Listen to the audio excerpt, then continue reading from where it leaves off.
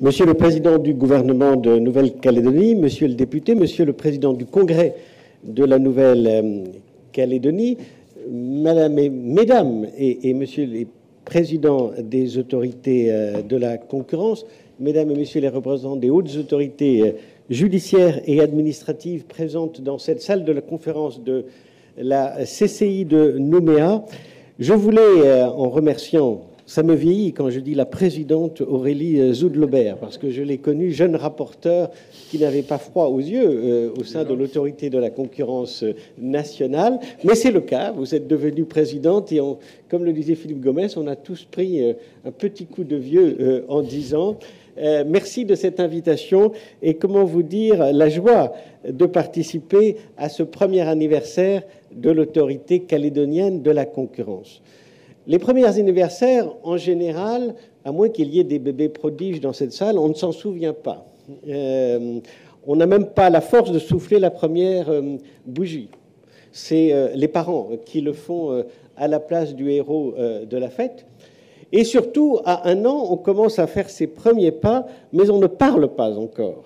Et j'ai le sentiment que l'autorité calédonienne de la concurrence a réussi en peu de temps à la fois à bouger, à marcher, mais j'ai l'impression qu'elle parle. Qu'elle parle d'or ou pas, on verra. Mais en tout cas, elle parle, elle s'exprime. Donc, très heureux anniversaire à cette jeune et belle institution. Je voulais, dans le sillage des 2 interventions précédentes, saluer le remarquable engagement du député Philippe Gomès et du président Philippe Germain, qui, alors, Monsieur Stolz, vous avez posé la question de savoir si c'était une conception naturelle ou une fécondation in vitro. Je ne veux pas entrer dans ces détails. Surtout, voilà, le Conseil d'État a été consulté sur ces questions de bioéthique. Elles sont très compliquées, très délicates, et le sujet de la concurrence est suffisamment compliqué pour que je ne rajoute pas de sujets nouveaux. Mais comment vous dire, le jour où l'autorité calédonienne de la concurrence revendiquera le droit aux origines, le droit de connaître ses origines, je pense qu'elle devra payer un tribut aux 2 Philippe qui sont présents ici.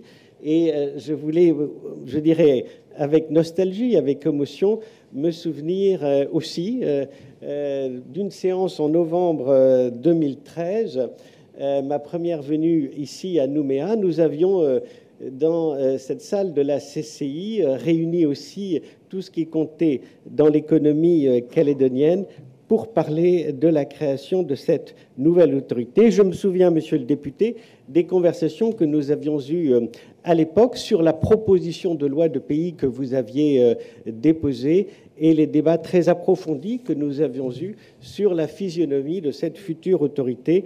Monsieur le Président Philippe Germain, vous avez été aussi bien à Nouméa qu'à Paris, un interlocuteur constant et, je dirais, convaincu de la création de cette autorité de la concurrence.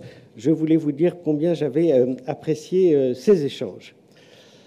Je voulais simplement, ce matin, essayer, mais je ne répéterai pas ce qui vient d'être dit de manière très complète et très éloquente, peut-être revenir sur les circonstances qui ont présidé à la création de l'autorité calédonienne de la concurrence et peut-être d'un point de vue plus juridique, expliquer le processus de co-construction du droit de la concurrence en Nouvelle-Calédonie.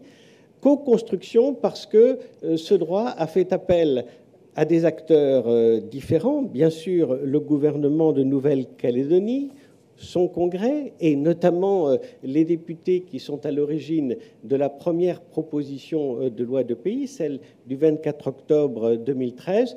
Mais n'oublions pas aussi, et le député Philippe Gomès vient de le faire, le rôle qu'a joué le Conseil d'État, mais aussi le rôle du Conseil constitutionnel dans cette co-construction. Sans ces appuis, sans les avis ou les décisions rendues par la haute juridiction administrative ou le juge constitutionnel, sans doute n'en serions pas nous là aujourd'hui.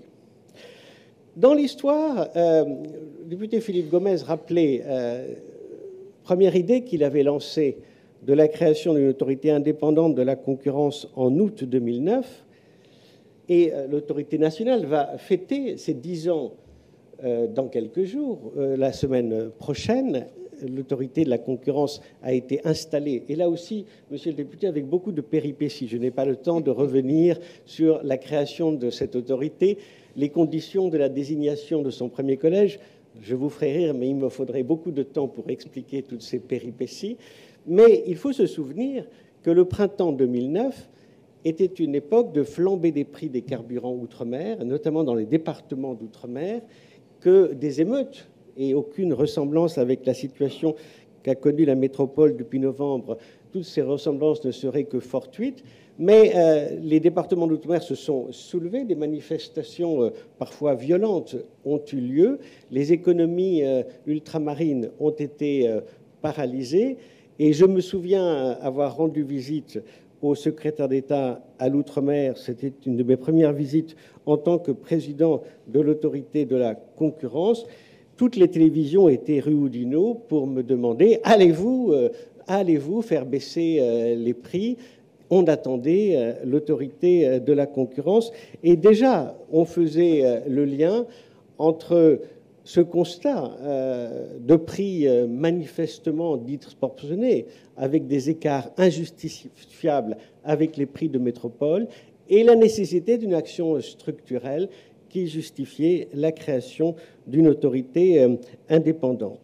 Et c'est à ce moment-là qu'a été signé, en 2012, un document très intéressant qui était une convention d'assistance technique signée par le gouvernement de la Nouvelle-Calédonie, le haut-commissaire de l'État, donc de la République à Nouméa, et l'autorité nationale de la concurrence.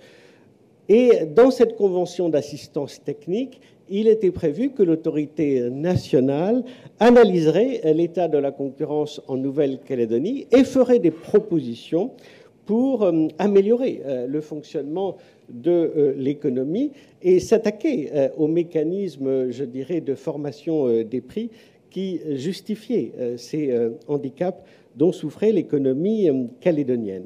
Et c'est le 21 septembre 2012 que l'autorité de la concurrence, j'ai retrouvé le communiqué de presse qui annonçait ces deux rapports, s'est penchée de manière extrêmement approfondie. Elle a scruté de manière, je dirais, très attentive et très complète le fonctionnement de l'économie calédonienne. Ce que vous avez rappelé, Monsieur le Président du gouvernement, cet héritage d'une économie de comptoir avec la persistance d'oligopoles qui, je dirais, fonctionnaient sur des exclusivités en matière d'importation, ces mécanismes aussi d'intégration verticale qui permettaient de faire la culbute sur les prix à une ou à une autre étape de cette chaîne verticale, et également une économie largement administrée avec des contrôles des prix qui, comme les antidouleurs, parfois faisaient baisser la fièvre, mais ne traitaient pas finalement les problèmes de fond dont souffrait l'économie calédonienne. Et parmi les recommandations qui ont été faites, je ne peux pas m'étendre sur toutes les propositions qui ont été faites à l'époque, figurait la nécessité de créer une autorité indépendante de la concurrence. C'est donc en octobre 2012 que ces deux rapports ont été publiés.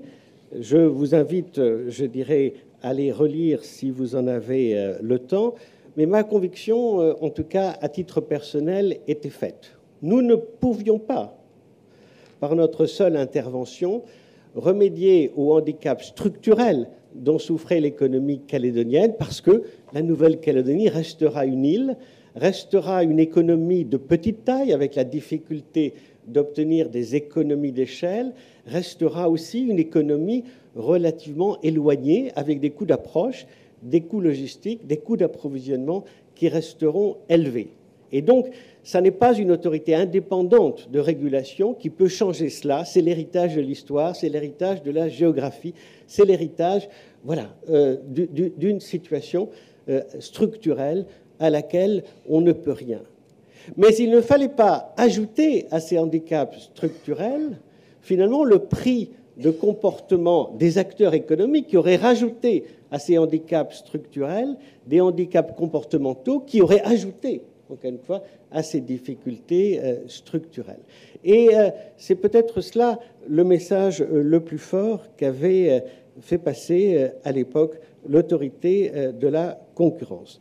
Dans ces conditions, des évolutions étaient nécessaires pour construire un droit de la concurrence et en confier les clés à une autorité indépendante. Et je voulais très brièvement, d'un point de vue plus juridique, retracer l'historique de cette construction.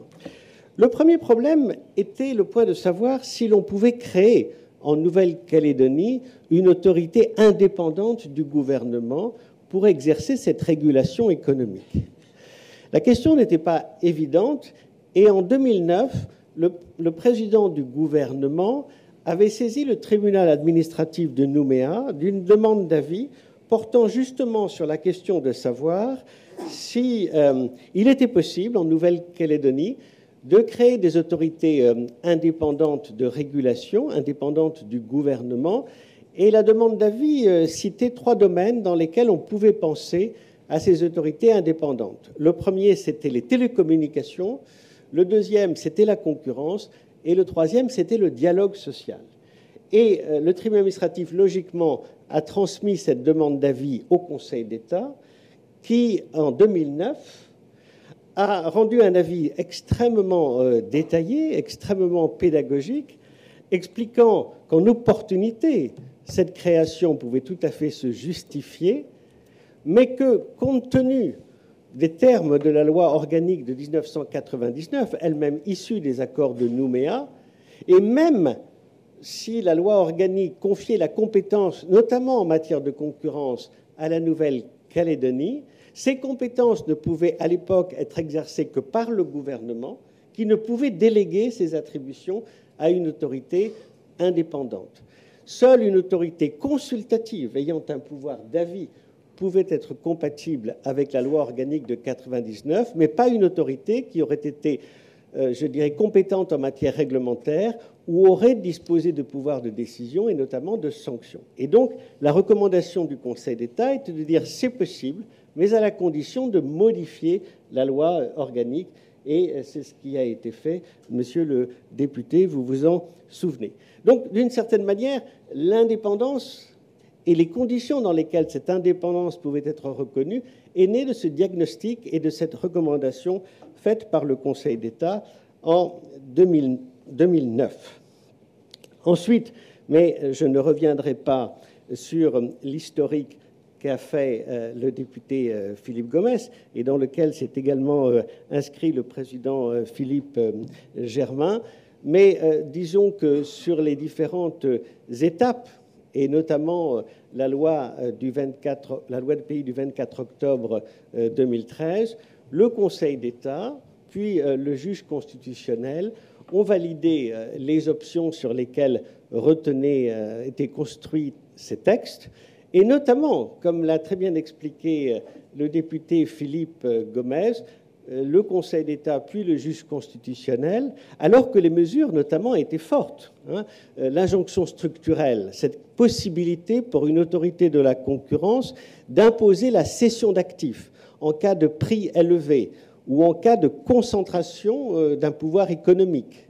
Cette injonction structurelle a été jugée attentatoire à la liberté d'entreprendre par le juge constitutionnel en métropole, et donc cette disposition qui figurait dans la LME a été jugée inconstitutionnelle par le Conseil constitutionnel en métropole, mais elle a été jugée possible dans les territoires d'outre-mer, et notamment en Nouvelle-Calédonie, alors que les conditions de sa mobilisation sont beaucoup plus souples que celle qui a été jugée inconstitutionnelle en métropole. Je rappelle que le dispositif métropolitain qui avait été envisagé ne concernait que la grande distribution, alors qu'en Nouvelle-Calédonie, il concerne tous les secteurs économiques sans distinction. Et comme l'a rappelé le député Philippe Germain, cette injonction structurelle peut être mobilisée dès que les entreprises concernées détiennent 25% des parts de marché, alors que dans le dispositif métropolitains censurés par le Conseil constitutionnel, le seuil était nettement plus élevé puisqu'il se montait à 50%. Donc, et je ne voudrais pas revenir, pour ne pas être ennuyeux, sur ces avis du Conseil d'État et ces décisions du Conseil constitutionnel. Il me semble que les deux juridictions ont compris que ces restrictions à la liberté d'entreprendre étaient à la fois nécessaires et proportionnées aux objectifs poursuivis, qui étaient, un, de lutter contre la hausse artificielle des prix, d'autre part, de préserver le pouvoir d'achat des consommateurs calédoniens. Alors, je voudrais terminer, parce que les exposés très complets et beaucoup plus didactiques que celui que j'aurais fait viennent d'être faits sur l'histoire de l'autorité calédonienne de la concurrence, terminer peut-être par 4 convictions. La première, c'est que l'indépendance et l'impartialité, qui sont les conditions de la réussite pour une autorité de la concurrence, en Nouvelle-Calédonie comme ailleurs, supposent qu'elle soit contrôlée par un juge lui-même indépendant et sourcilleux. Il ne peut pas y avoir de pouvoir donné à une autorité indépendante qui ne relève pas du politique et donc de la responsabilité devant les élus, sans contre-pouvoir qui doit être dans les mains du juge. Et donc, en tant que vice-président du Conseil d'État, si j'ai beaucoup d'affection pour Aurélie Zoudlebert et beaucoup de soutien à l'autorité calédonienne de la concurrence, comptez sur le souci du juge d'exercer un contrôle sourcilleux, un contrôle approfondi des décisions pour que ces décisions s'inscrivent dans l'état de droit. En ce qui concerne le contentieux de la nouvelle autorité, nous avons actuellement une situation transitoire qui n'est pas satisfaisante, faute d'une réforme de la même nature que celle qui a été mise en place pour l'autorité polynésienne de la concurrence. Mais mon intention est bien d'aller dans le même sens, c'est-à-dire pour les décisions prises en matière de pratiques anticoncurrentielles, de soumettre la nouvelle autorité au contrôle de la Cour d'appel de Paris, elle-même sous le contrôle de la Cour de cassation, ça c'est fait. Mais pour les autres décisions, et notamment les décisions qui seront prises en matière de contrôle des concentrations, mais toutes les autres décisions de type, par exemple, ligne directrice ou décision ou avis qui pourraient faire grief prises par cette autorité calédonienne, mon souhait est que ce contrôle soit exercé directement par la Cour administrative d'appel de Paris, sous le contrôle du juge de cassation, qui est le Conseil d'État. C'est le système qui a été mis en place pour l'autorité polynésienne. Elle supposera de consulter le Conseil supérieur des tribunaux administratifs, qui doit être consulté chaque fois que l'on déroge à l'ordre normal des compétences au sein de la juridiction administrative. Il faudra qu'elle soit soumise aussi à la Commission supérieure du Conseil d'État, mais il me semble que cette réforme irait dans le bon sens, parce que mon souhait est aussi de créer à la Cour administrative d'appel de Paris, comme pour son homologue judiciaire, de lui confier, je dirais, un certain nombre de contentieux spécialisés, difficiles, complexes, mais avec un petit nombre d'affaires, parce que l'éclatement de ce contentieux entre différentes juridictions ne permet pas d'avoir une masse critique suffisante pour exercer vraiment son contrôle et construire une jurisprudence cohérente.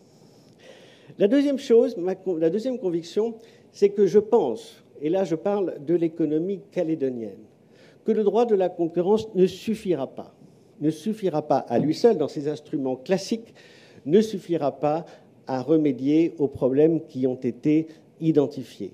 Il me semble que l'économie calédonienne mérite aussi que un certain nombre de choix soient faits en matière de politique économique et de régulation au sens large du terme, au-delà des instruments classiques du droit de la concurrence.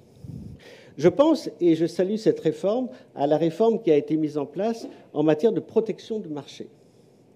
L'une des conclusions auxquelles était arrivée l'autorité de la concurrence en 2012 était que ce système de restriction à l'importation était à la fois trop général, pas assez sélectif, mais surtout privilégiait trop les critères d'emploi et d'investissement, sans accorder suffisamment d'importance aux engagements de modération de prix que ceux qui bénéficient de ces protections de marché pourraient mobiliser. Et je le dis très franchement, il y avait en Nouvelle-Calédonie des situations dans lesquelles des productions locales étaient vendues à des prix quasiment identiques au prix des marchandises importées, parce qu'il n'y avait aucune incitation à ceux qui bénéficiaient de cette protection à baisser les prix pour restituer les gains d'efficacité qu'ils réalisaient au profit des consommateurs calédoniens. Et je voulais saluer la réforme qui a été mise en place par la loi de pays,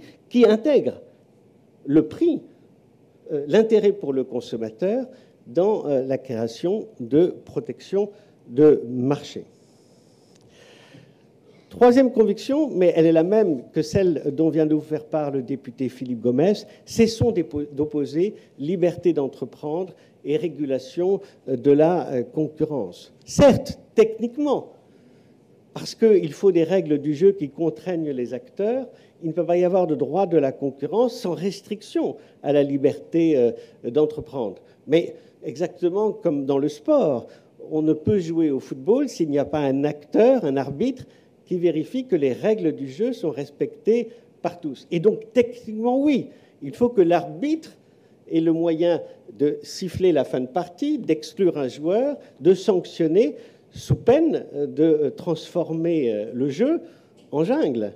Et donc, oui, techniquement, la régulation de la concurrence suppose d'une certaine manière de limiter la liberté des acteurs, mais au profit de ceux qui, justement, sont interdits d'entrer sur le marché par des comportements de ceux qui sont en place.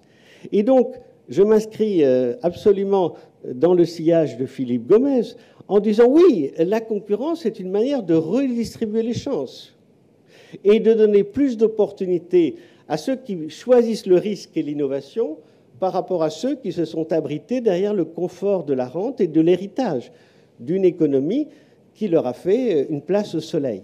Et donc, c'est ça la concurrence. C'est en réalité, redistribuer les chances au profit de ceux qui préfèrent le risque et l'innovation, mais c'est aussi, et c'est très important, profondément compatible avec l'économie de marché, parce qu'en réalité, le droit de la concurrence, c'est quoi? C'est pousser les entreprises à faire des gains d'efficacité, à investir pour être plus productifs, à améliorer leur processus productif, à réaliser donc spontanément des gains d'efficacité, y compris en rachetant d'autres entreprises pour atteindre d'autres marchés, croître et finalement acquérir des économies d'échelle, à la condition, et c'est pour ça que le droit de la concurrence est indispensable, qu'une partie équitable de ces gains d'efficacité ne soit pas confisquée par les actionnaires ou redistribuée aux salariés, mais qu'une part équitable soit aussi rendue aux consommateurs sous forme de baisse des prix, sous forme d'amélioration de la qualité. Et en ce sens, le droit de la concurrence est inséparable de l'économie de marché à laquelle nous croyons tous.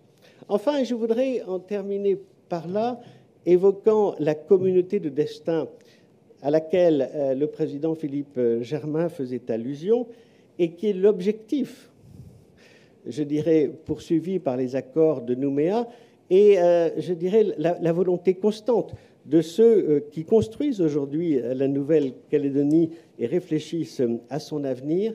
Je crois que c'est important de dire, et de dire publiquement, que le droit de la concurrence, c'est aussi une manière de penser aux jeunes d'aujourd'hui et de demain. Il n'y aura pas de Nouvelle-Calédonie paisible et prospère sans une place faite aux jeunes. Et le droit de la concurrence, c'est aussi ça.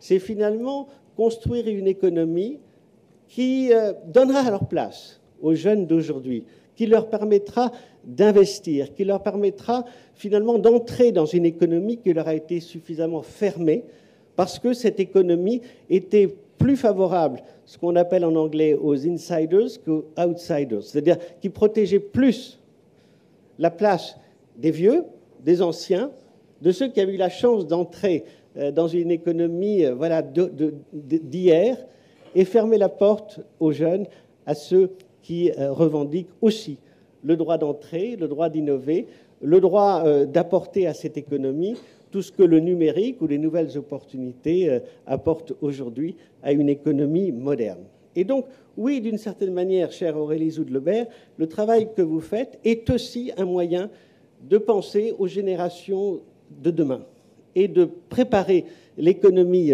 calédonienne à sa transformation dans l'intérêt même des générations qui vont suivre et qui, je l'espère, auront une vie aussi bonne ou en tout cas moins mauvaise que celle que certains d'entre vous ou certains d'entre nous ont connue. Voilà ce que je voulais dire en m'associant à cet anniversaire. Très longue vie à l'autorité de la concurrence. Tous mes voeux de réussite, non seulement à la présidente et à son collège, mais aussi à sa rapporteure générale et à ses services d'instruction. Et rendez-vous dans 10 ans.